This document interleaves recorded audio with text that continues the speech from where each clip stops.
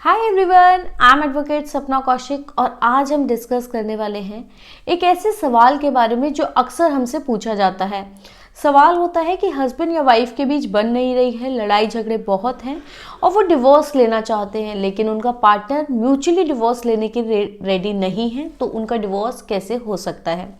Recently Kerala high court में भी एक ऐसा ही मामला आया, जहां पर केरला हाईकोर्ट ने बहुत ही अच्छा जजमेंट दिया बीना एमएस वर्सेस शिनोजी बाबू के बारे में। आज हम उसी को डिस्कस करेंगे, लेकिन उससे पहले एक और इम्पॉर्टेंट बात कि अगर आपने हमारा यूट्यूब चैनल अभी तक सब्सक्राइब नहीं किया तो प्लीज़ चैनल को सब्सक्राइब कीजिए ताकि हम आपको ऐसे ही लीगल अपडेट्स दे सकें। रिसेंटली केरला हाईकोर्ट ने कहा कि अगर शादी विफल हो चुकी है, शादी काम नहीं कर रही है, हस्बैंड और वाइफ के बीच इतना लड़ाई झगड़ा है कि वो आपस में साथ नहीं रह सकते और फिर भी पति या पत्नी आपसी सहमति से तलाक देने के लिए राजी नहीं होते हैं, तो इसे भी क्रूरता माना जाएगा। केस कुछ इस तरीके से था कि बीना एमएस से शिनोजी बाबू का केस था। फैमिली कोर्ट में शिनोजी बाबू ने तलाक के लिए अर्जी दाखिल की थी क्रूएलिटी यानी कि क्रूरता के आधार पर। फैमिली कोर्ट ने क्रूरता के आधार पर उनको डिवोर्स दे दिया। बीना एमएस वर्सेस शिनोजी बाबू दोनों शादीशुदा एक कपल, दोनों के बीच शुरुआत से ही नहीं बनती थी, दोनों के बीच लड़ाई झगड़े होते रहते थे। परिवार वाले और दोस्तों के समझाने पर वो दोनों फिर से साथ रहे, लेकिन फिर भी उनके बीच नहीं बनी। आखिर में शिनोजी बाबू ने तलाक के लिए कोर्ट में अर्जी दाखिल कर दी। उन्होंने ग्राउंड बनाया क्रूएलिटी को कि उनका और उनकी पत्नी का साथ में लड़ाई झगड़ा होता ही रहता है। उनकी पत्नी को सारे काम शेड्यूल के साथ करने की आदत है, वो सारे कामों की लिस्ट बनाकर रखती हैं और ज़रा सा भी इधर उधर होता है तो दोनों के बीच बहुत लड़ाई झगड़ा होता है, और इन्हीं सब चीज़ों को उन्होंने क्रूएलिटी का आधार बनाया। जबकि उनकी वाइफ का भी ये कहना था कि जब वो प्रेग्नेंट थी तो उनके पति ने उनका ख्याल नहीं रखा, और यही सब चीज़ों को देखते हुए फैमिली कोर्ट ने क्रूएलिटी के ग्राउंड पर शिनोजी बाबू और बीना एमएस को डिवोर्स की डिग्री ग्रांट कर दी।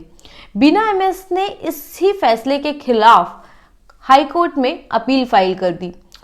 केरला हाईकोर्ट ने माना कि दोनों के बीच रिश्ते अच्छे नहीं थे, दोनों के बीच लड़ाई झगड़ा होता रहता था, इसलिए बेहतर यही है कि उन दोनों को तलाक दे दिया जाए। और उसी केस को डिस्कस करते हुए केरला हाईकोर्ट ने कहा कि जहां पर शादी विफल हो चुकी है, जैसे कि बीना एमएस ने खुद एलिगेशंस लगाए कि उनके पति ने उनका ध्यान नहीं रखा, दोनों के बीच लड़ाई झगड़े होते रहते थे, तो ऐसे में अच्छा है कि दोनों आपसी सहमति से अलग हो जाएं। और वहां पर कोर्ट ने ये भी कहा कि कहीं पर अगर पति और पत्नी के बीच बिल्कुल नहीं बनती, रिश्ते बहुत खराब हो चुके हैं, दोनों के बीच कोई इमोशनल अटैचमेंट नहीं है, दोनों एक साथ नहीं रहना चाहते, लेकिन फिर भी दूसरे पार्टनर को सिर्फ परेशान करने के लिए कोई व्यक्ति अगर तलाक देना नहीं चाहता तो इसे भी क्रूरता माना जाएगा, और इस ग्राउंड पर भी डिवोर्स हो सकता है कि शादी पूरी तरीके से टूट चुकी है, खत्म हो चुकी है, लेकिन सिर्फ परेशान करने के लिए कोई व्यक्ति तलाक देना नहीं चाहता, तो इस ग्राउंड पर